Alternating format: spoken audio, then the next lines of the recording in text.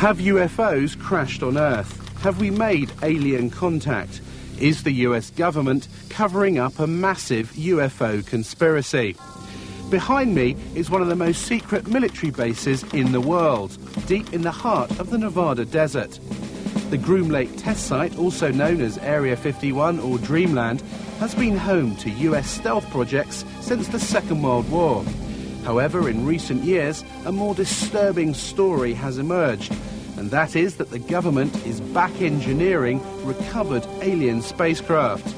Tonight, based on evidence given to us by top military personnel, engineers and scientists, we can exclusively reveal the UFO technology that's being developed behind me.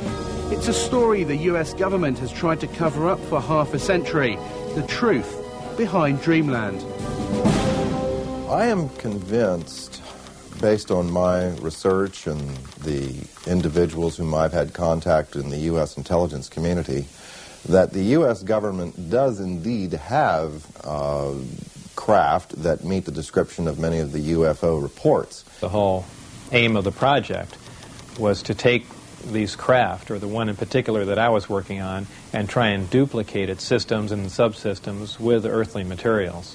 I'm convinced beyond doubt that we have recovered aircraft, alien vehicles, that we have made contact with aliens, that we are communicating with them in some way or form, and that we have vehicles and bodies in preservation. I was, at that moment, standing on the deck of the radar van. It was nighttime, and I was looking up in the sky because there were saucers up there. Were there any alien bodies recovered? No bodies. There were 4 live, feeling good guys. 4 live extraterrestrials? 4 live, feeling good extraterrestrial type individuals, yes. They are here, whoever they are, wherever they came from, whatever they're doing. Other intelligences are messing around on our planet.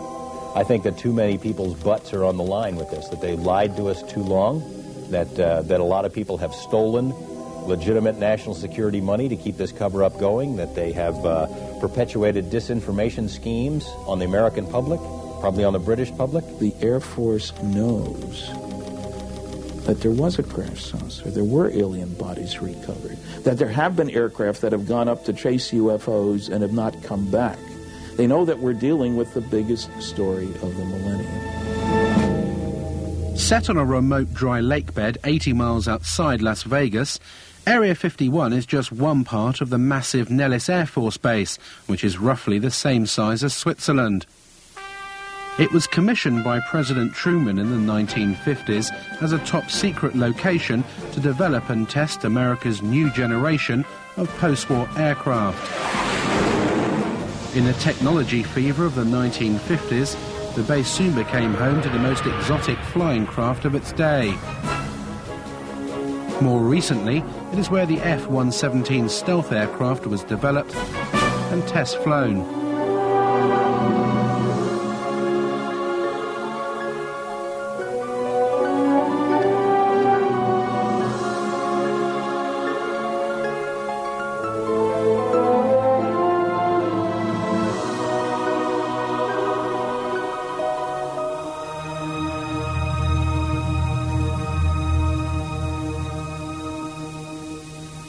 This is an area that has been known but officially denied for many decades. We go back quite a ways into the 40s and 50s with the development of the U-2 spy plane, the SR-71. All of our super-secret aircraft have been developed and test flown out in this particular area. The A-12, from its inception through its retirement, was operated out of only 2 locations. Area 51 at Groom Lake was its original home. The first aircraft was delivered there in January of 62, and the last airplane left on June 21st, 1968. The US Air Force denies that Area 51 exists, despite footage of the base and Russian satellite photos that we have obtained, which clearly show hangars and a huge runway stretching across the lake bed. In the face of constant denials of its existence, the base has expanded since the 50s, with several passenger jets now landing every day, carrying hundreds of workers to the base. With this level of personnel, the few buildings that can be observed above the ground are merely the cover for a large underground facility.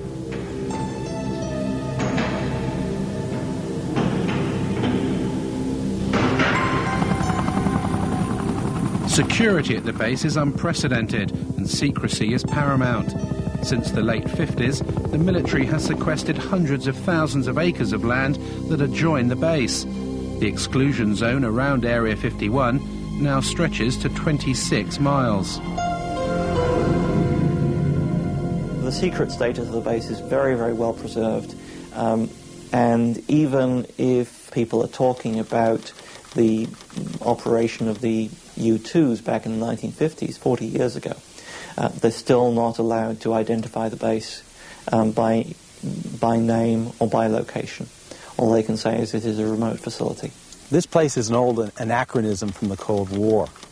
This is a place that harkens back to the old days, and because the military is continuing to treat it as a top-secret facility that doesn't exist, it attracts attention. Naturally, everyone wants to know what goes on here.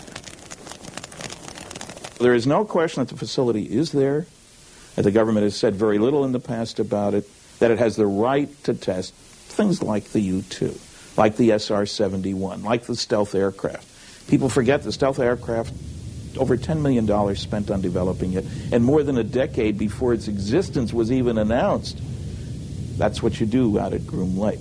Now, the real question, I suppose, is, are there any flying saucers out there? We took to the skies to see the base for ourselves. Flying at an altitude of 10,000 feet, we edged to within 1 mile of the restricted zone. Having made contact with the tower, we soon found out how seriously Area 51 guards its airspace. 69 from you, remain on the 4375 code off right, pick you back up in a few miles. We're just curious, is there any activity today out at the Groom Lake area? Any activity where, sir? Out at the Groom Lake area. Lake Mead 69, I don't have any of that information available. Dude, help control on guard. When working Reveille Mola squawk altitude, acknowledge with an ID. The Nellis approach controller now is just getting a little concerned that we're getting close now. We've just been buzzed by 2 F-16 fighters. They passed our bow at about 800 to 1,000 miles an hour. These guys aren't messing around. They don't want us to be here. In fact, there's another one just gone by the bow there. They're either trying to get us out of the area quickly or force us to land. There goes another one. Well, that was really close, right off the right side. I'd say that was within a mile and a half. Well, you can see him, boy, that was amazing. And they have TCAS on board, so they definitely had radar contact with us. In 1989, one man blew the lid off Dreamland. His name was Bob Lazar, and he claimed to have worked at the Groom Lake site, back engineering recovered alien spacecraft. The base is against the side of a mountain, or small mountain, big hill. There are 9 hangar doors, and the hangar doors are not just shiny metal out in the desert. They are painted or sprayed with a sand texture to them, and from what I can ascertain, to prevent satellites from photographing the installation, so they look like the mountain range. It was pretty effective from what I could see. On the first occasion when I drove out there, all the hangar doors were closed, but at close range you could tell that they were doors and they would open. We drove around the left side of the installation, and there was the main entrance in there, and went through some gates and a security check and went inside, and it seemed like a typical government building.